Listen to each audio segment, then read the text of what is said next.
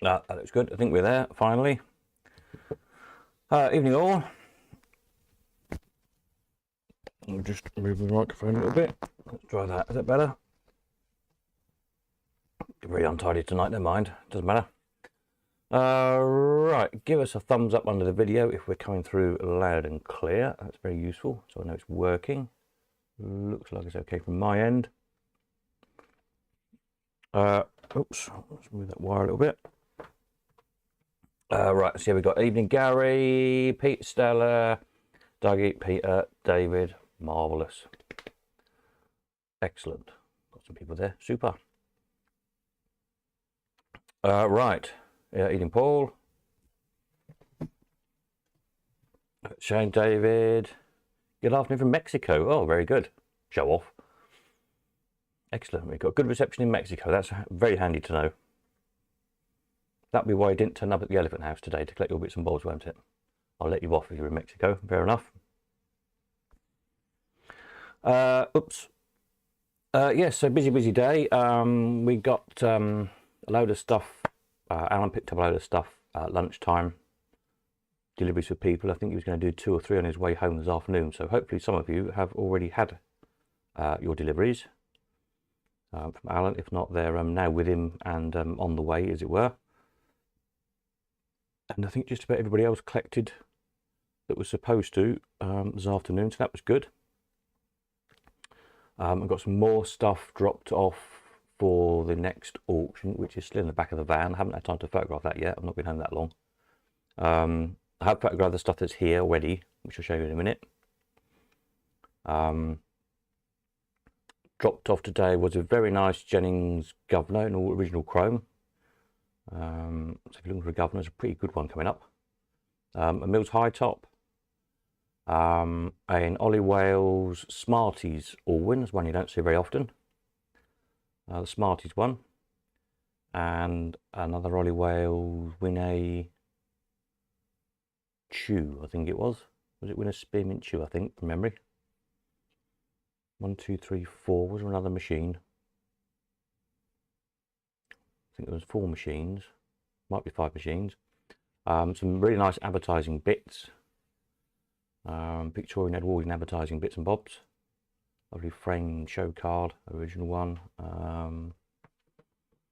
Some old display, like shop display milk bottles and things with lettering on them. Some sweetie jars. A couple of shop cabinets. What else did I put in the van? Yeah, some twisted brass. If you've got, like, you know, galloper horses and things, you want some nice original old Victorian twisted brass for a bit to mount them on. Always looks good. So yeah, lots of nice stuff basically. So super duper. Let me find these pictures, these snaps. Some of these. Hang on a minute. Let's press the right button. Here we are. So yeah, some of these were showed Friday night. If you didn't tune in, so we'll just go through these ones again. Oh, hang on a minute. Let me go back one. So we've got a Bergman Union horse racing thing. Why isn't it stopped? Go back and stay there while we're talking about it. That's better. Yes, very nice condition. Seems to be working. The spinny wheel is a bit stiff at the minute. You hear the motor going around, but the wheel's not turning. So I think it just needs a squirt of WD-40. It's not been used for a year or two. But it all seems to light up and be otherwise working, so I'll give that a quick squirt and a wiggle and a jiggle, and I'm sure it'll be running away nicely.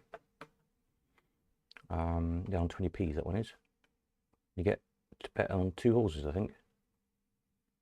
So yeah, interesting thing.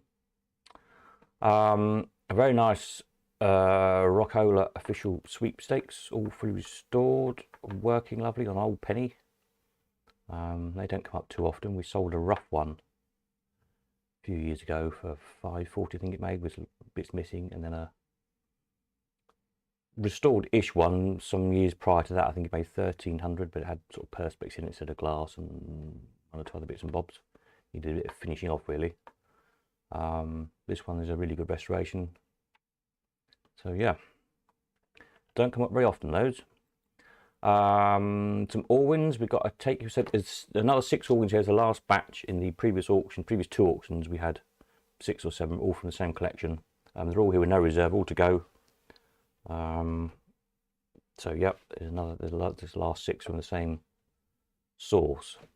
So that appears that we're making Orwins very common all of a sudden. It's just because we had this big collection in. So anyway, take your pick. These are all old penny, and sort of restored, ready to go. Another Easy 9. We had one in the cellar lot, didn't we? In mahogany case, unusually, which was quite interesting. This one in the usual oak case. Winnie Roundtree's Fruit Polo, which I was trying to. I'm not sure if they still make them or not. I used to love fruit polos. I haven't had time to look in the sweet shop yet to see if they still sell them. So if anybody knows, if you've bought any lately, let me know.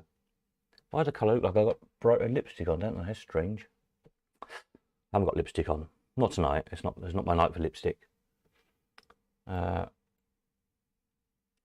Aero Choc. Again, another one doesn't turn up too often. All restored, ready to go. Any questions or comments, fire away, by the way, as we're going through. Winner Roundtree's gum, fruit gums.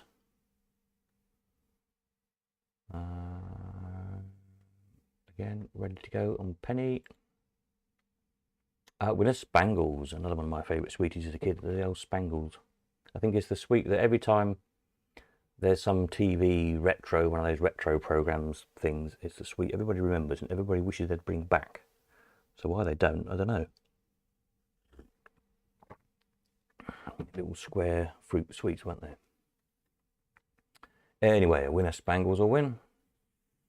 A rather fabulous Watling Treasury. Fortune telling reel strips. Gold plated. Original Watling cash box and everything in it. Really, really nice one. But you can still buy fruit polos. There you go. Excellent. That's good news. In that case, you can buy a machine to put them in. Yeah, Treasury.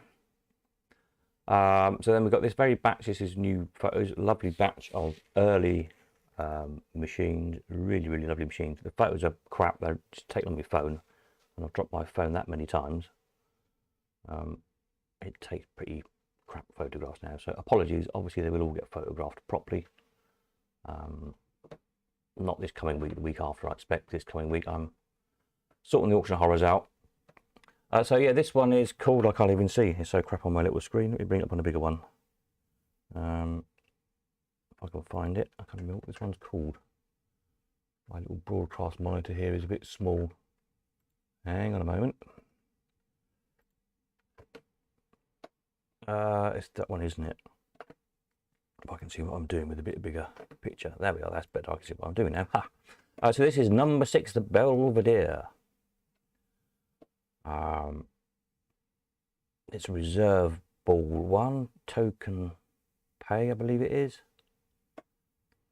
Original really lovely purple velvet in it. You can't really see on the photograph.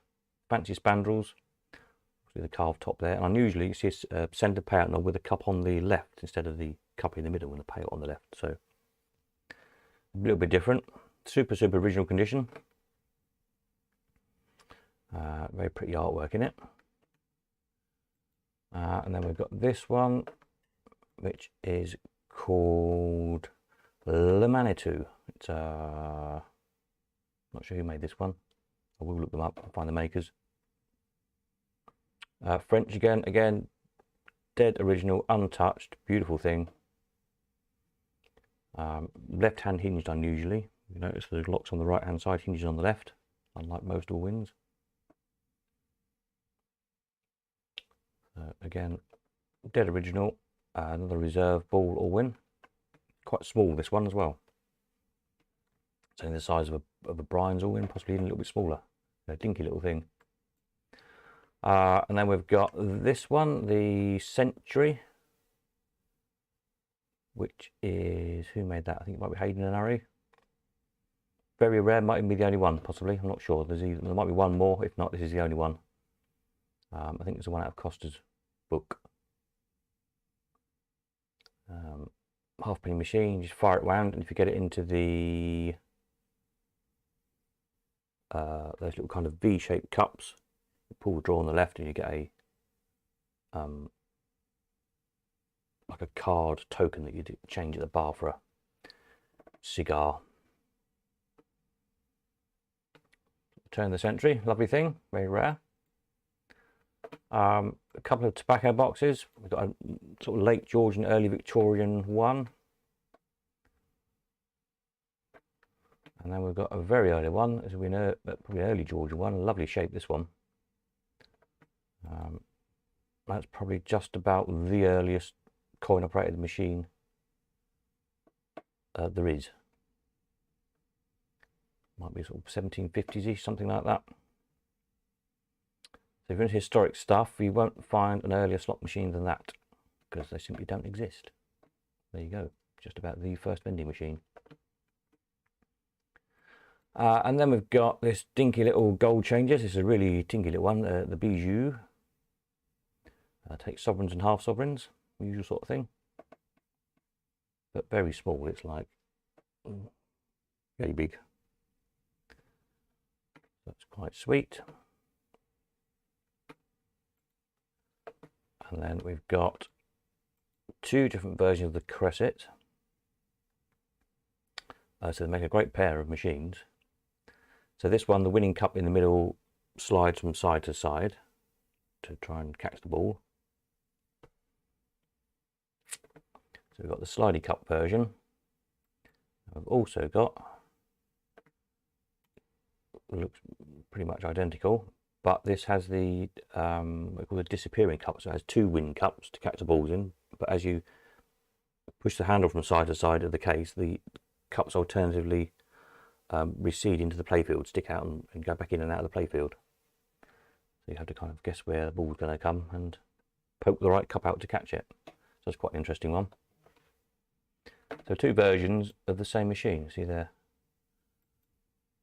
make a great pair of machines. You like your early stuff. And then we've got this one, which is the Bijou Billiard, which is an extremely out of focus picture. I do apologise. It's a crappy phone camera. It's just to give you a quick idea of what's in. Again, another turn of the century job. All dead original paperwork, everything, original balls.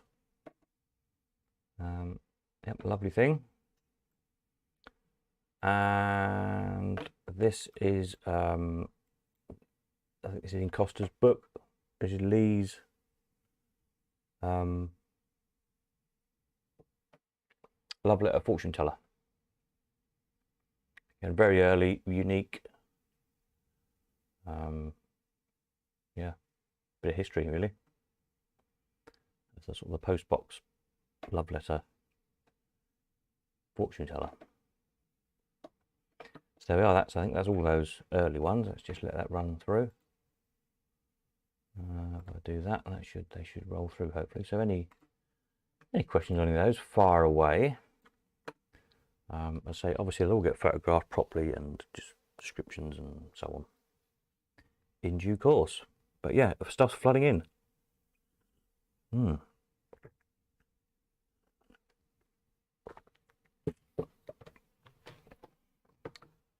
Oh yes, so that's 20 then, these little photos. There's another 4 or 5 on the van.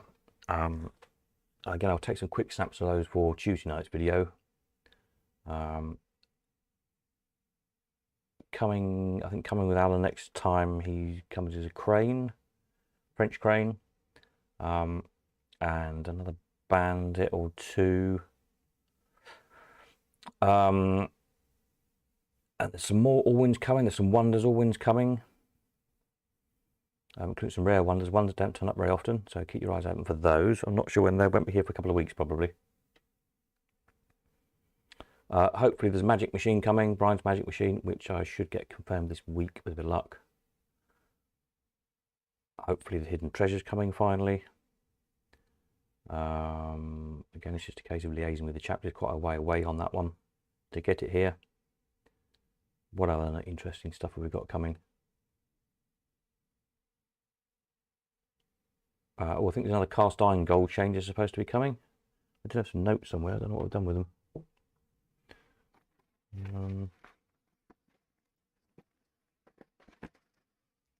I should be more organised. You know what I'm like. It'll appear when it appears anyway. Yeah, so I think it's going to be a big sale with lots and lots of nice stuff in it. So hopefully you'll all be saving your pennies up. Or raiding your pension funds. You might as well spend your money, mightn't you? Because you're getting nothing in it on the bank. So buy something nice with it.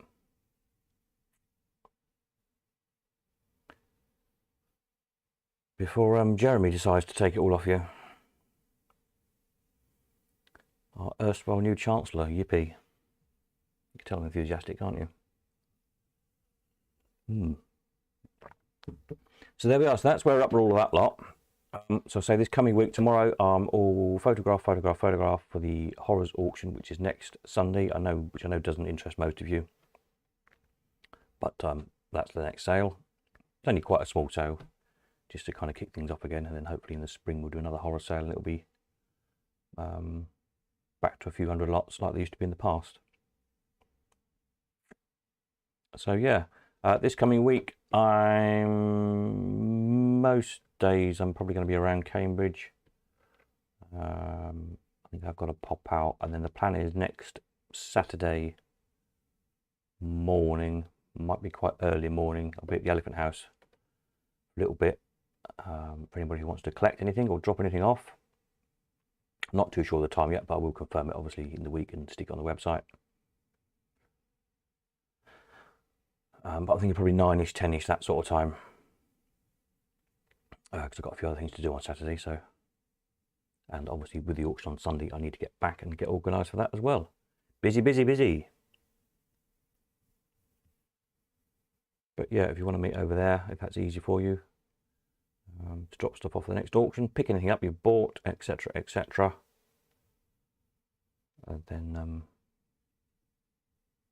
let me know. Super. Any questions, comments of anybody? Anybody got any bright ideas? Aches and pains, moans and groans? Let me know. If not, I'll finish my tea and I'll go and do something else, like grab some dinner.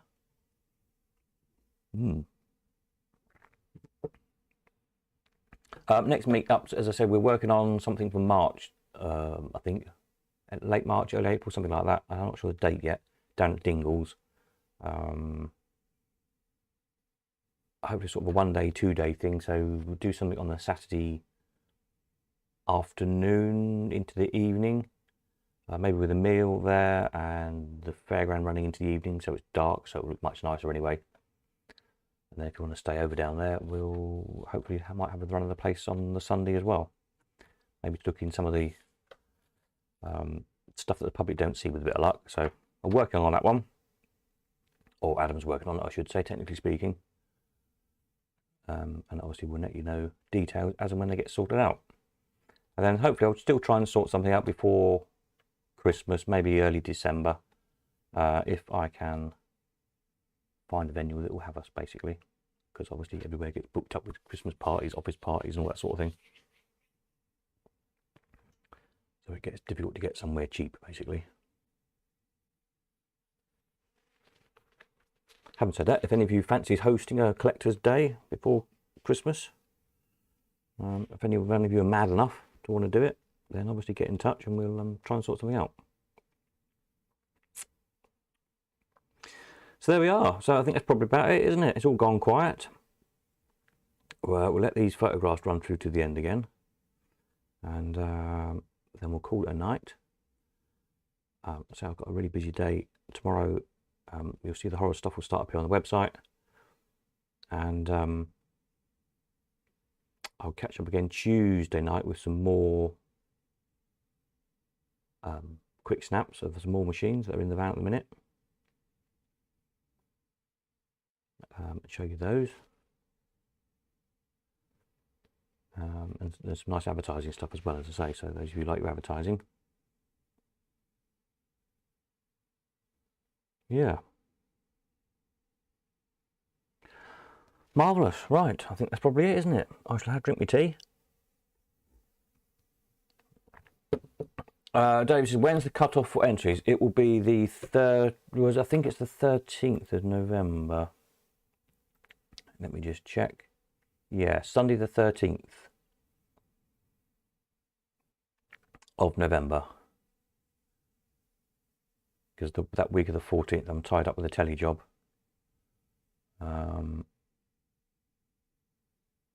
So then I need to get the catalogue up, obviously, on the when I get back that weekend, the 19th, 20th. So I need to know by the 13th. Please, and I'll try and, as usual, now a bit more organised again, be at the Elephant House at least one day each weekend. If you're that way and that's easier than coming to Cambridge. Oops, hang on a minute, I pressed the wrong button. What have I done now? I've just disappeared. I apologise, I clicked something that I shouldn't have clicked. There we go, I think that's better.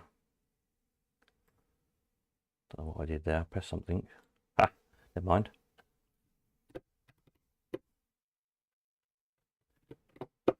Super, right, so let me stick a note in here. Next video, Tuesday Eve, 8:05 PM with yet more quick snaps of goodies for auction. There we go, stick that in there, lovely job. So I shall bid you all a fair evening, have fun whatever you're up to. Catch you Tuesday. In the meantime, you know where I am if you want me. That's it, over and out. Nighty night.